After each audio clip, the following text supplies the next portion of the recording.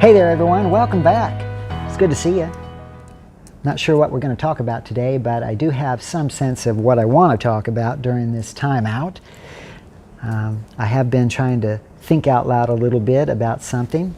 I was having a conversation with a friend recently, and they were sharing with me some of their story and how it kind of had a lot to do with how people treat each other. And of course, I've always been interested in human behavior and why people treat each other the way they do, which is probably why I like doing these videos, because I get to think about that out loud. Even if I'm totally off base, at least I get to sort of talk it out a minute and get some sense of where I am on it, or what I think about it, or taking some measures, some kind of steps to figure it out for myself.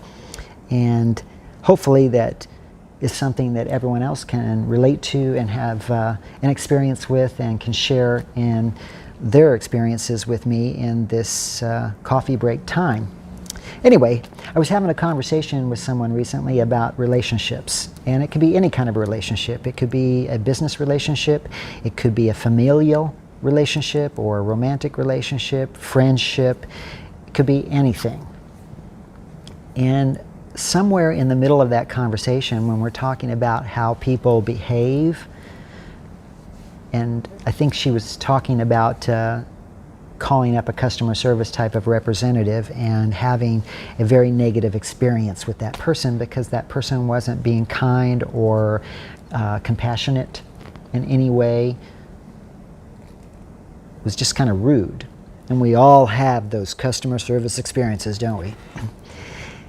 In the end, without getting into all the dirty details of the discussion, the idea came up for me is that I was reminded about something when it comes to relationships, because I've always been a little bit more of a loner because I was an only child and I was shy and reserved, so people didn't just gravitate to me very easily. They still don't, okay?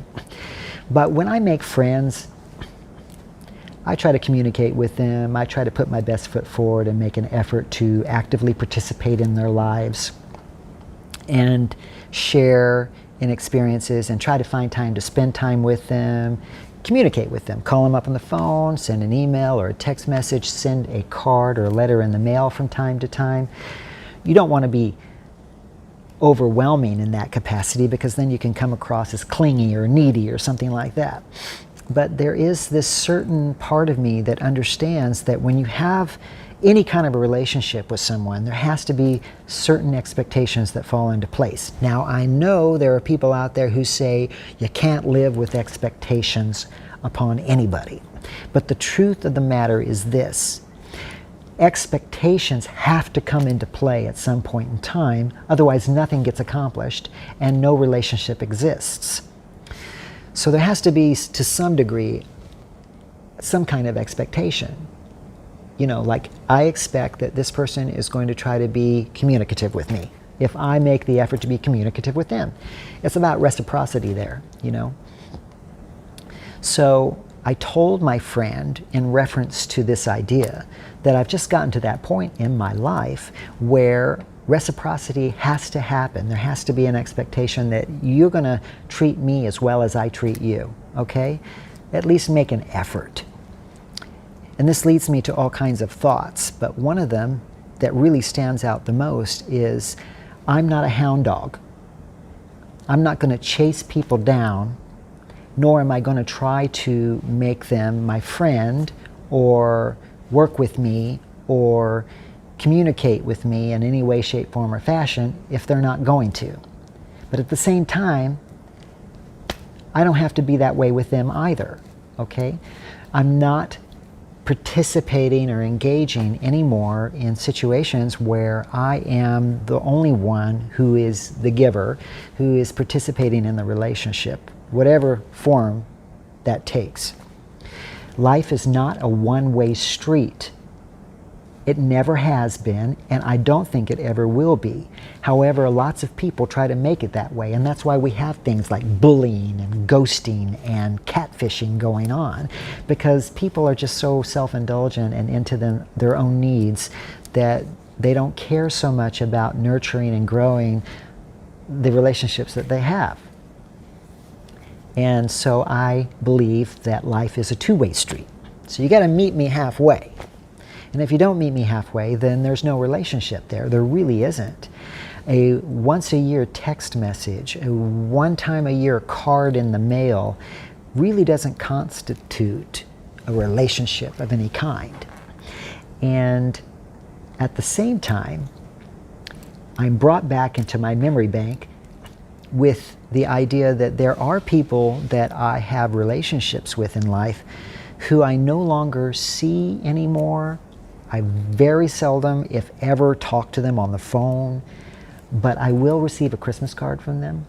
And I'm sure many of you go through this. You got your once-a-year Christmas card list, and those are the people that you only hear of or from during that one time a year.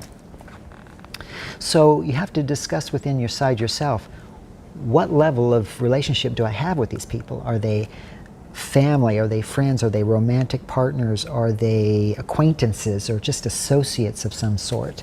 You know, you have to sort of label them, unfortunately, in order to figure out where they fit into your life. And it's unfortunate that we have to compartmentalize our life that way, but in truth, that's what's going on. And everyone is going to claim that they're busy or that they've been busy and they've got a lot going on and all that kind of stuff. But the truth is that, yeah, that can happen, but it's not going to happen all the time, and you're going to find time to connect and communicate and keep your friendship going, keep your relationship going. And that's just dependent on what kind of a relationship it's supposed to be. Because if it's a business relationship, well, that requires a certain kind of communication too. It has to have a give and take, not just a all give and no take situation. So I'm thinking about those things. I do have people in my life that I hardly ever talk to anymore. But at one point in our history, we had time together that we were really close. We saw each other a lot, and we drifted apart over time and space. So it occurs to me that while I am thinking, hey, I'm not a hound dog, I'm not chasing down people anymore. Life is not a one-way street, but a two-way street. And I will communicate with you if I want to now. Because what has happened is we're learning that, or I'm learning that when you're out of sight, when you're no longer in proximity to the person or persons that you are trying to communicate with, you are out of mind. Out of sight, out of mind. Mostly out of sight. And there are people that you're not completely out of their mind. You still have that history with them. And it wasn't a bad history, it's just things changed. People moved on. And those people are the exception to the rule, I think. And you stay in touch with them and you pick up today like nothing ever changed and there was no time that had passed by. You've had that experience, right? But for the most part, on an everyday basis, if you're, trying to be friends with someone and you're trying to stay in touch with them, and I've been trying to do a lot more of that this year when we've been in lockdown and just trying to be communicative with friends and family and what have you, then you want to make that effort. I am making that effort, but I've learned that I make the effort now for those people who don't want to make the effort in return because it's not as reciprocal, because you're out of sight, out of mind, that I only do it when I feel like I really am ready to do it and I'm able to do it and I have the time to do it myself too. So then it seems to balance out a little bit more. What do you think about that?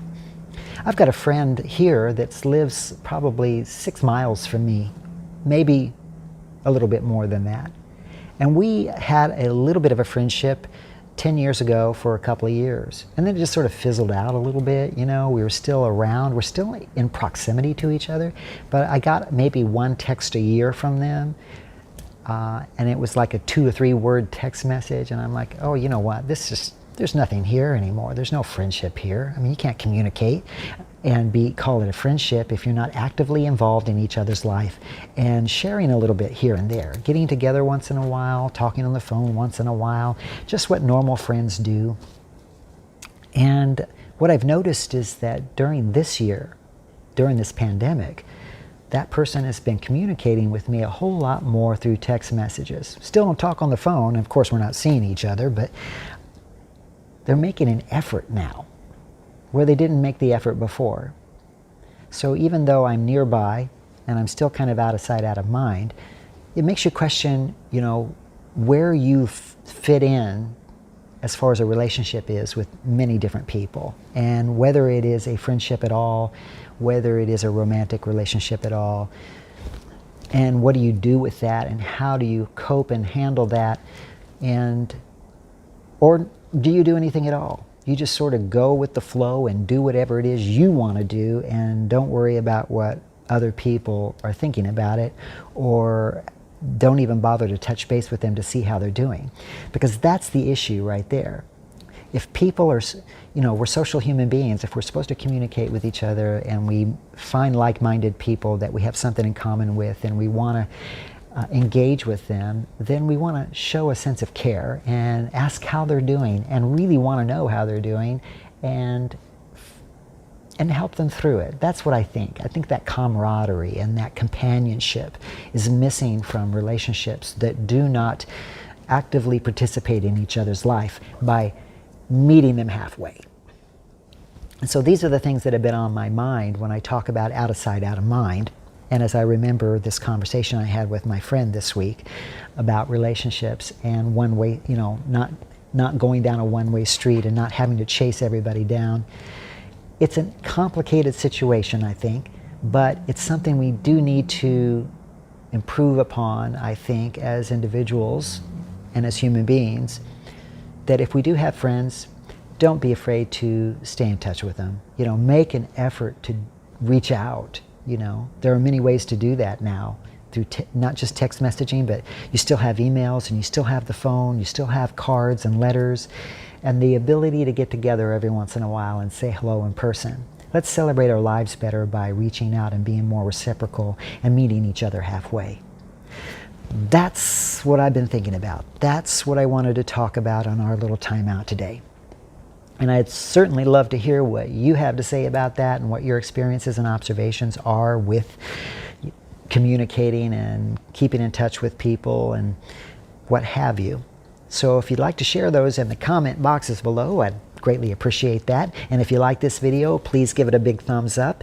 Don't forget to subscribe and share and hit that notification button, because I'm going to keep on talking about things that come into my mind every so often during our little coffee break. Hey, I look forward to seeing you again, so join me next time, and until then, have a great day. See you later.